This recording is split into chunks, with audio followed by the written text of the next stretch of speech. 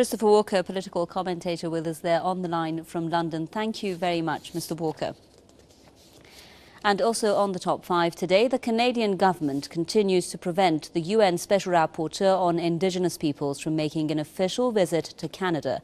James Anaya, the Special Rapporteur, has said the federal government has ignored his request to visit Canada in order to investigate the human rights situation of the Indigenous people.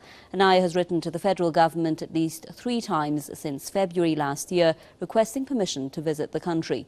The government of Prime Minister Stephen Harper has been criticised for violating the rights of Indigenous people. Joshua Blakeney is our correspondent with me now live from Calgary. So, Joshua, what is the justification that the Harper government is putting forward for basically not allowing the Special Rapporteur to come into Canada?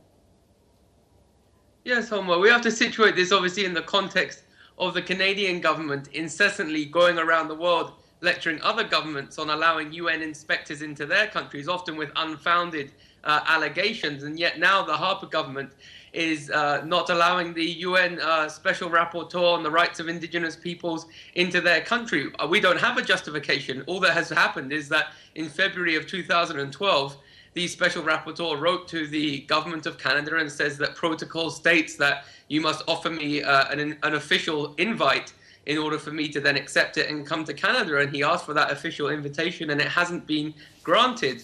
And so there's this rather ignoble and ignominious situation for Canada's reputation in the world, where this Special Rapporteur is now having to sort of engage in bilateral negotiations with the First Nations and say, look, if your government doesn't, it keeps giving me the cold shoulder and doesn't allow me into your country, we're going to have to go through unofficial means or through the back door for me to be able to issue my report. It ought to be kept in mind that the Harper government wants to go around the world right now lecturing other countries on what a democracy looks like, based on this presupposition that Canada is some kind of utopian democracy. But in recent weeks and months and years, internationally respected mainstream human rights organizations time and time again have been rapping the Harper government and slamming the Harper government for their mistreatment of Canada's First Nations. I mean, just in February, Human Rights Watch published a damning report citing allegations that police had been raping and abusing Aboriginal women, taking Aboriginal women off to private parties or basements and sodomizing them.